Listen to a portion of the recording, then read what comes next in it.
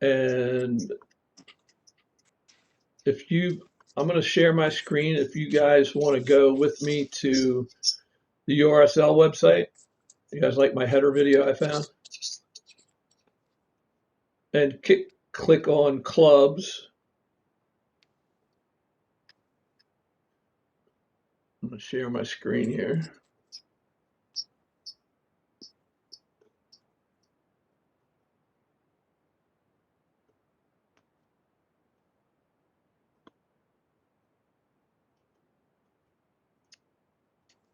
All right.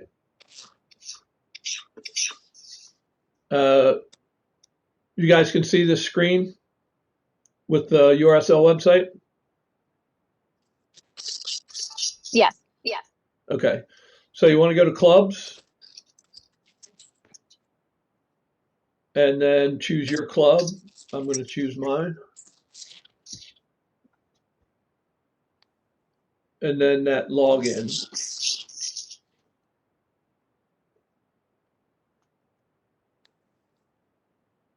So I've got mine saved in the browser.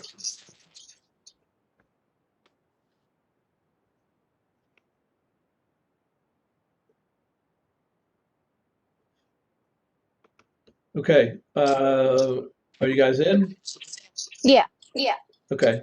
So I just figure we'll step right through it together. So the first thing that you want to do, and this may be the last time that you need to do it until you change some people's. Let's go to club administration in that left menu. And then you can see there's already some people there. At a minimum, if you're a new club, and neither one of you guys are, I put in a club rep just to get things started. And then if you need to modify any of this information, somebody gets a new phone number for some strange reason or want to add an email, just always click on this big green plus sign. You'll see that in a lot of different places in the system. That's just an edit button. And then all the stuff is here. And Cassandra, you'll see yours. This is where you change the password down here in that kind of bottom right hand. Always hit save, always hit save, always hit save. So we'll go back to club administration up in that top bar.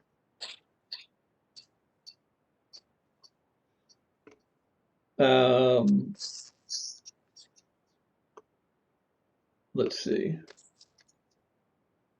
I don't think we really need to show you add a club official. That's pretty obvious. So now so the next thing that you're going to need to do is you need to add your fields so that obviously so that the scheduling software can pick those up for the schedules. So club home, and there's going to be two field things here. So club field loading is not something you need right now. Once I generate the schedules, but before I send them to the referees, I'm going to give you access to how your fields are being used. So that's what club field loading is. And you'll be able to see the general schedule.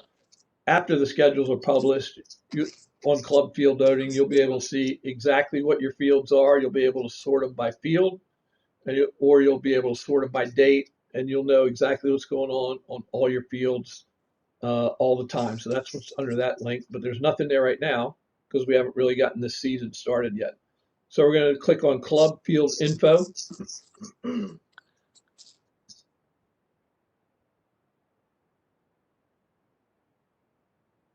again, neither one of you are new, so you already have some fields in. If you needed to add fields, you could go here, edit fields and directions.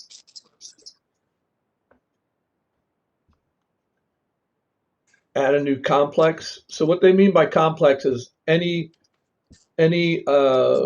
let's say any address where you have fields. It could be one field, or it could be someplace that has 6 fields.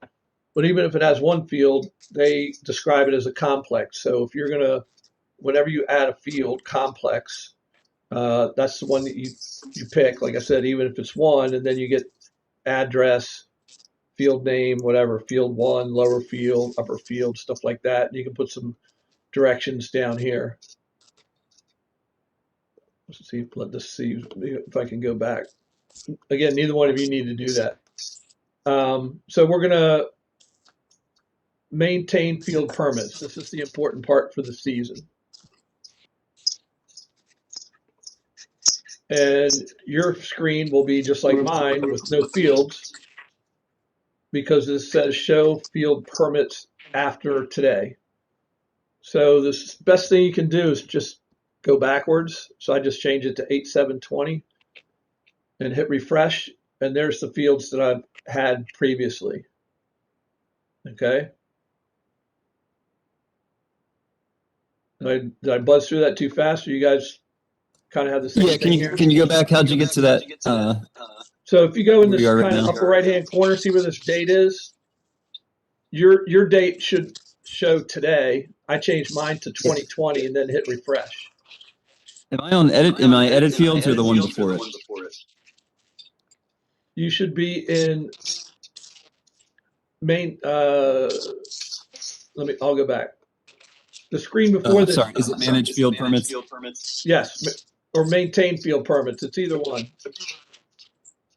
You're even one screen behind this one, but yeah, manage field Oh, I permits got it. or maintain field permits. Either one. Different screen, but same result. And then, like I said, change this to 2020 and hit refresh.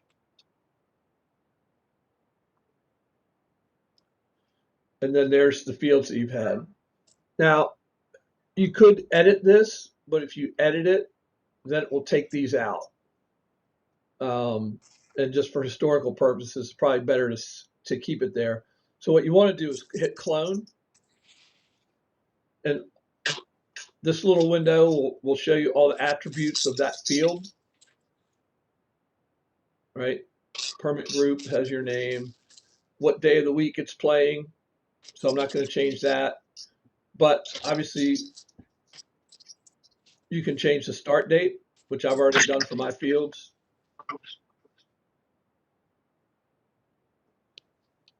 And then, what's that?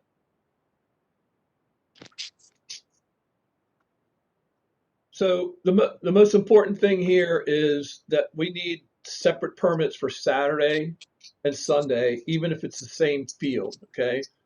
The permit is the time that the field's allowed to be used. And we start no earlier than 9 on Saturday and no earlier than noon on Sunday. So if I check this box off for Saturday and Sunday, the scheduling software is going to start scheduling Sunday games at 10:15. And that's obviously not what we want. So that's why you So have to do 9 and Saturday. 9 for both days. I'm sorry?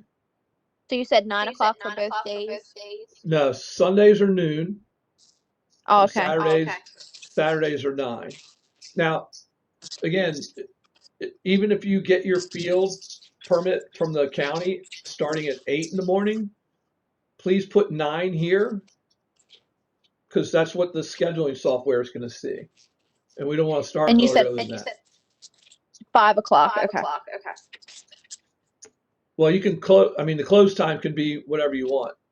Okay. That is up to whatever your field permit from the county is, or the schools, or whatever. The close time, but the starting time is important. That it's not before 9 on Saturday and not before noon on Sunday. You can click this. See this one down here that says close at dark, and it calculates it literally daily. You don't have to worry that it's going to make a game start too late.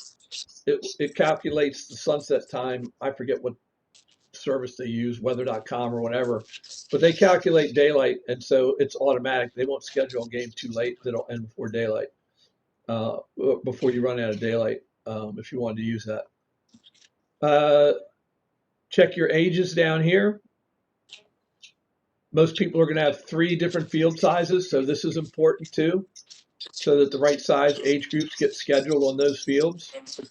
Actually, I should change mine to U12.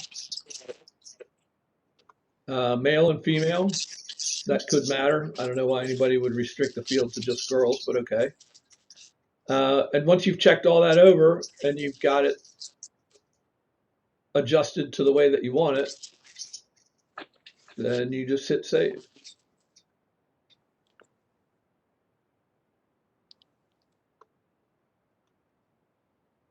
And so you can do that for all of your previous fields, clone them all to get them to show up in the new what am I trying to say? To get them to show up in the current current listing. Oh, I know why. Shoot. Sorry about that. I left the spring dates in there. What was I thinking? This is a fall season, 9. And then 11.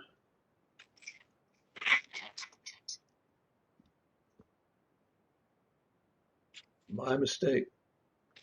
Okay, now that I have the proper dates in there, when I go back and change this date to today's date, now I've got fields starting to show up for this season. Sorry about that. I wasn't even paying attention to the dates, that they were still the spring. Okay, so that's how you move your current fields forward pretty simply. If everything's the same, you just change the dates, and there you go. Okay. We good, Brent? You've got, like, this is the hard part. When I saw your fields, the way they had to be entered, I was really surprised that Scott's head didn't explode, because yours is pretty crazy.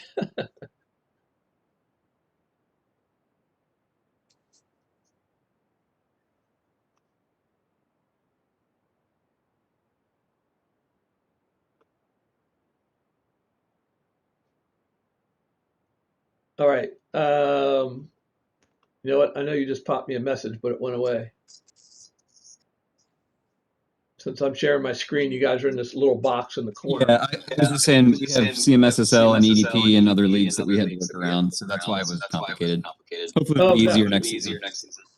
It wasn't complicated for me. That's the beauty of you guys putting it in, and I just let the software do it. But it's pretty crazy. I think you had like 6 fields with all these different convoluted times and days of the week you could use. It was impressive that you had all the stuff you had to deal with. So anyway, okay. Here's something else that I'm going to suggest that you do when you're in this part of the system. Maintain permit contacts. So if you have someone that needs to be notified when your fields get closed, besides you, this is where you should put them in. Like Chuck Homey is our field guy. So he needs to know when the fields get open and closed and all that stuff. So if you have a field guy or anybody else that you think needs to get communication whenever changes happen at the fields, this is where you do it. Pretty simple. You can pick somebody from here, which is probably not going to happen since you haven't added anybody. Name and email, there you go. That's it. But that's really helpful for your organization if you do that for them. So they get the automatic emails that are generated when I start doing reschedules. So please think about getting somebody in there. All right, click on Club Home. We go back to that beginning menu. And this is the really important part. Let's get some teams registered. Okay, mine didn't go back. Did you click on Club Home? Hold on 1 second. There's a little, it should have been showing a little Club Home up in kind of the right-hand corner of that band above the blue. It kicked me out. I'm gonna relog in. It's back up now. Okay.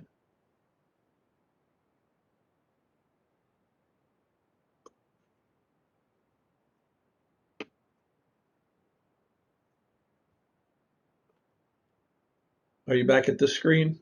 Yep, I'm good to go. Okay. Team administration. Again, you guys aren't new, so you have this. You have some existing teams that you can push forward if you want to. I know there's obviously not as much of that in rec as there are in travel. I mean, some of these travel teams go from U9 to U18, and if they stay in NCSL, for instance, you just keep pushing them forward.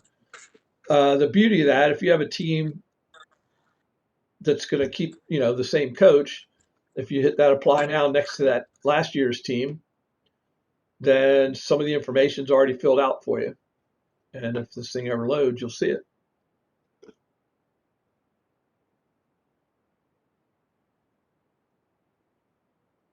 Okay. Team application. So your club should already be here since you're on your page, but you see they're all there. Whoops, I don't want to do that. Here's another thing to remember. You don't have to put, for instance, I don't need to put in this white box, FC Frederick 10 gray, because this part over here is already going to show up on the website automatically. So I just put 10 gray, and on the website, it's going to display FC Frederick 10 gray. Like Mount Airy, you wouldn't want this to say Mount Airy Youth Athletic Association because your team names would be this long, right? That's why we reduced it to Maya.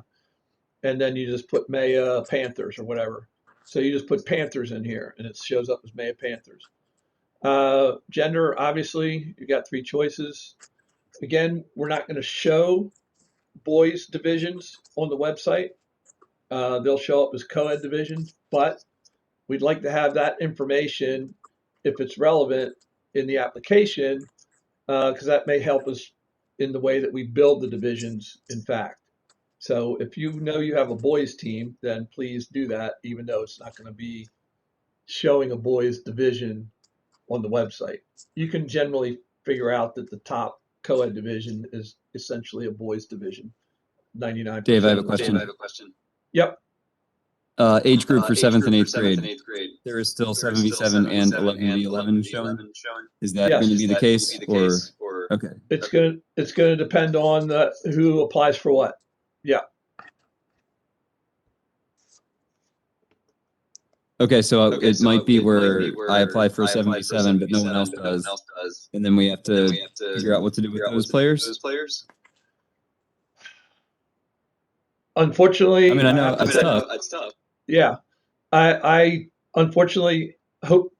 Unfortunately, that's a yes, but I also hope it doesn't happen. I know I'm going to put my 7th and 8th grade teams in 7v7, of which I hope to have 2. But I can't tell you what everybody else is going to choose. I wish I knew the answer to that. It also might be the case that there's 3 11v11 teams, and we're going to go back to them and say, okay, guys, you can have one giant 7v7 team because 3 is not really a division, or you can split them up and let me, work out your coaching conflicts for you, which I'm pretty sure I did a good job of last season. I didn't get any complaints back that I missed any. So one guy could actually coach 2 teams, and you could train them all together, right? If you got a big giant 11v11 team, you split them in half. You still train them the same, and then on Saturday you just go play 2 games. And even if you are kind of tight on those numbers with the club pass, you could probably do it with 14 or 17 or 18 players really easily. Sure. So 7v7 and 11v11 play on different size fields. But yes. On the fields, you had to say either U11, U12, U13. So I'm not sure how I would put a 7th and 8th grade, which is U14, on a 7v7 field, and also U14 on an 11v11 field. Is that possible? Let me think about how I can say that. So what's going to happen is the older 7v7 teams are actually going to play on the kind of like what we did before. They'll play on what normally would be considered the 9v9 field, that size field, 50 by 80. So let me think about that.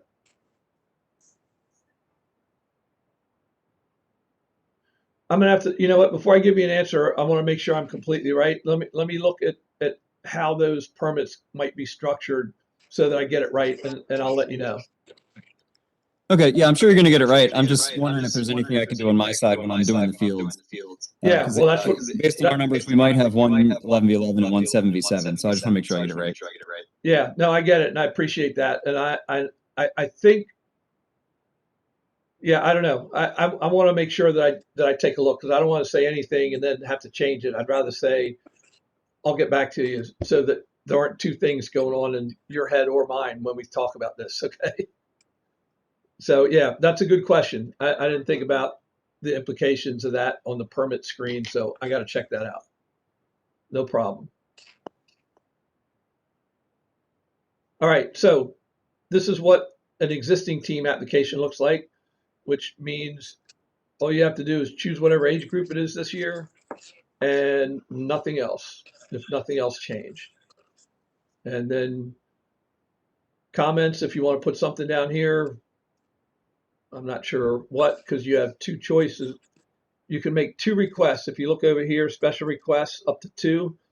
So I could choose two dates here not to play. If you do more than two, it's going to take 0, and I won't see it. I won't know that you chose 3, and there won't be any special requests that are taken care of automatically in the scheduling software. That's what You might this want to does. update those dates. I'm sure somewhere there's a, it says fall 2021, but those dates right there are still April. They are, yeah, they are not. Yep. Yeah. Okay. I'll do that as soon as we get off of here. Okay. And again, as always, save and proceed to checkout.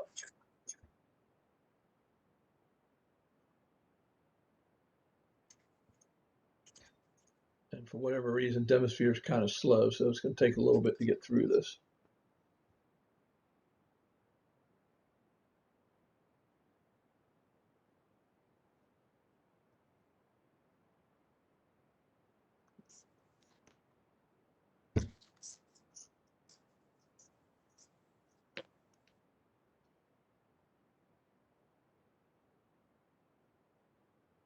Wow, it's really slow.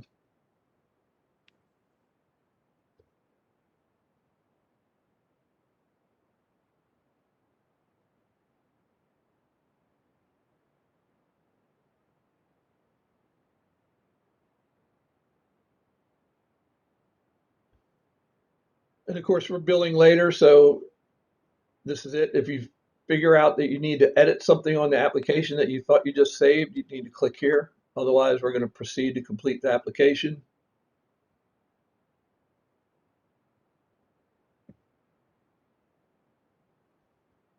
Okay, if you want to print a copy, go ahead. I don't know why you need to kill any trees to do that, but you can. And please don't do this. Return to the URSL homepage. That takes you to the public homepage. It's completely worthless. I have no idea why they tell you to do that. You don't want to do that. Can you go through that one more time? Just about this page? The page that you click on to submit it. Okay, let me see if it'll let me go back. That one? No, the next one before. I'm sorry. Okay. My phone was lagging. Okay.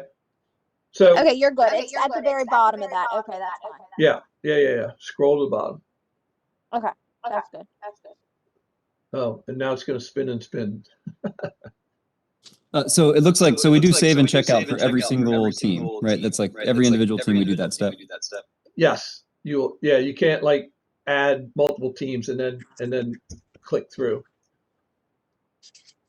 So like I was saying, the important thing here is don't. Oh, this is a weird screen since I did it the wrong way. This says start a new team application. So you won't see this page. This is here where it says start a new team application. That's because I clicked back when you're not supposed to. So anyway, what I was saying is this link will take you to the public website. Does you no good because you're doing a bunch of teams. But the application opens in a new window or a new tab. So all I have to do is click this other tab and you're back here.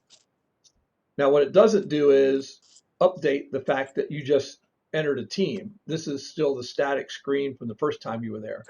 So you can keep doing these teams Um, and if you need to know where you are, like when I do NCSL and I've got like 14 teams, about halfway through, I click the refresh button so I can see exactly where I'm at, even though I don't trust myself as I'm checking them off on a piece of paper next to me. So now it's over here. The spring teams are over here, and the new fall team that I just applied for is here. And if you need to edit the application, you need to click on this little application link. So you can still go back in and edit. Like if you have a coach that flakes out on you before we do the season schedules, you can go in here and change it. All right, and if you have brand new teams, obviously at the bottom, add a new team to the club, click on that. And it's the same application form, but now, of course, you have to put everything in, including, I think, you're going to have to choose the correct club. Yeah, so even the club's not there, even though you're on your club page. So you got to start all the way from the beginning. Okay. Okay.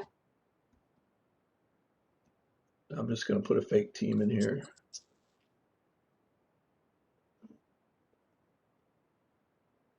I don't know if your browser's going to do that. I've done this 1,000 times, so it saves all kinds of names.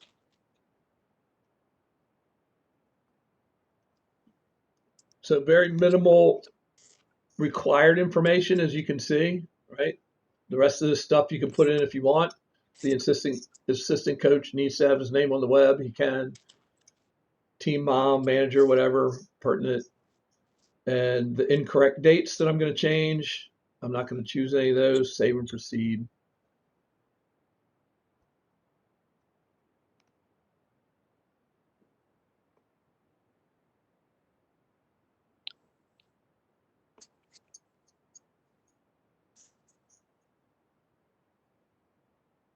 Same thing. It's not actually free, but it looks like it at the moment, right?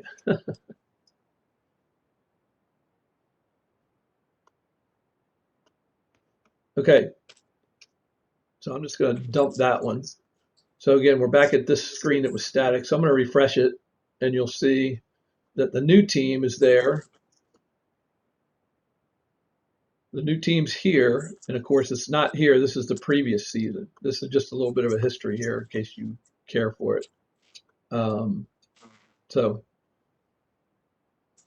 that's all that is. And when you're done, you just log out. I'm going to go back to Club Home. So Dave, I have a question about the teams. Okay, please go. We are going to be flighting them this season, hopefully, right? Okay. I didn't see where I enter that information.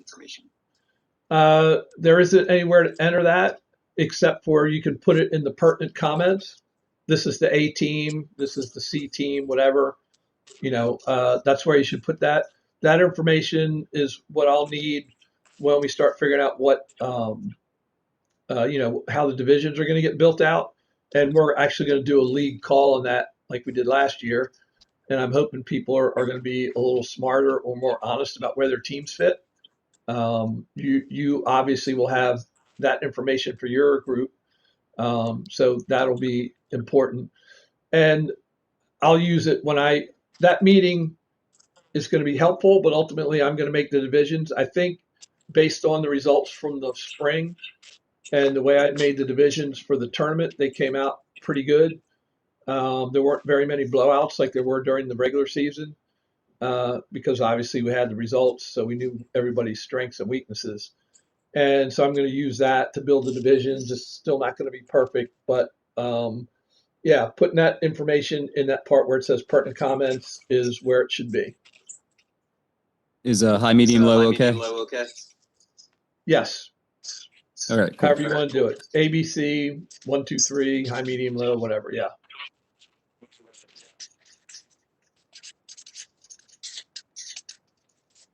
Yeah, because I'll show up at that meeting with a pre-sorted list, and then I guess let people take pot shots at it. Again, everybody can tell me their teams are mediocre, and I may or may not buy it. I guess is the way it's going to work. So, yeah. I mean, I'm hoping there's a lot of teams that played in the spring come back, so it makes everybody's life easier and makes the league more balanced, but we'll see what happens.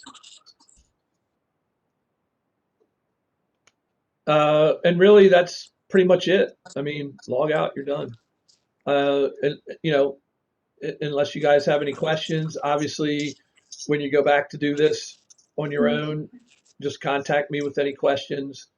Like I said, Now, where do I don't know if this is your area or not, but where do we submit the scores at?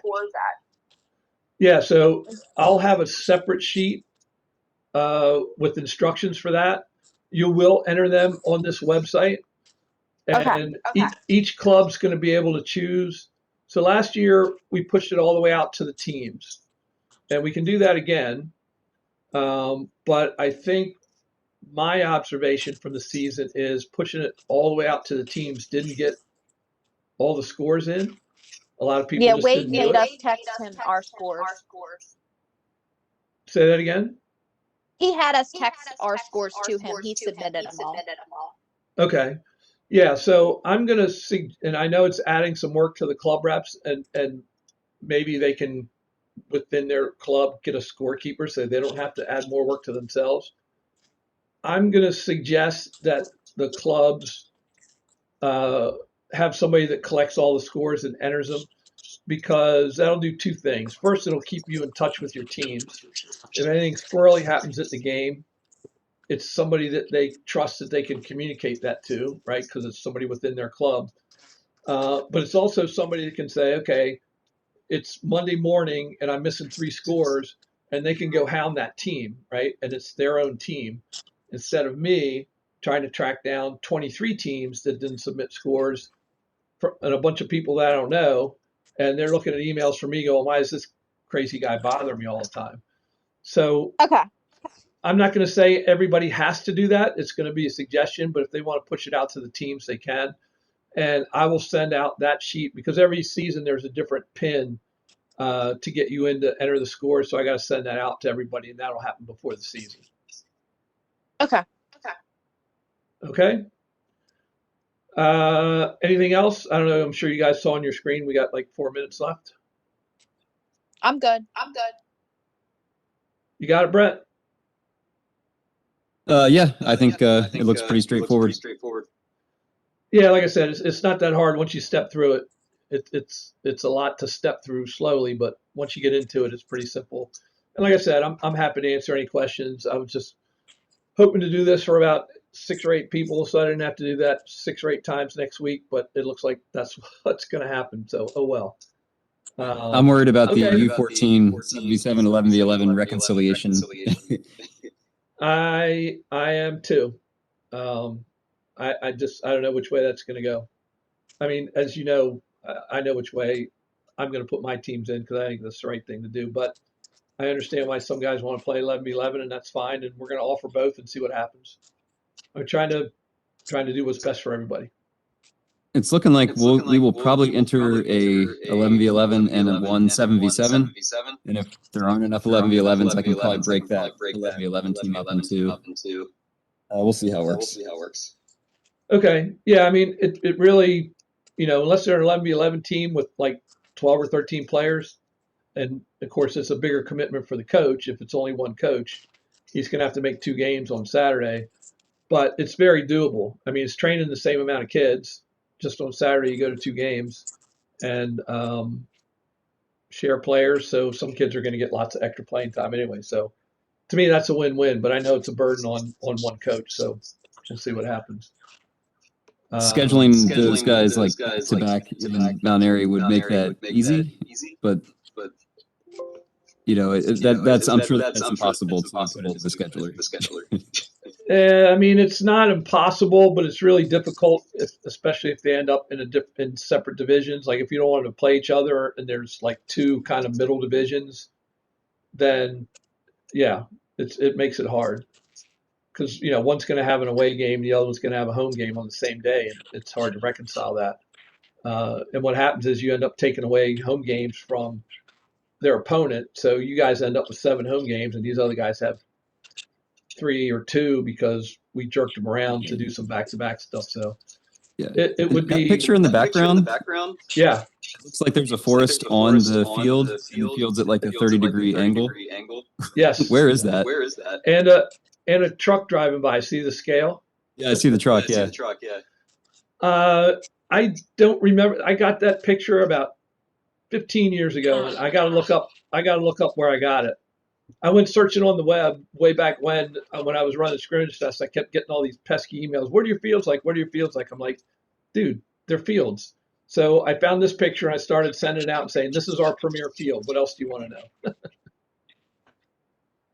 But it's somewhere in Europe. No surprise there. I just don't remember exactly where. And it's a pretty old picture. So, All okay. right, cool. Well,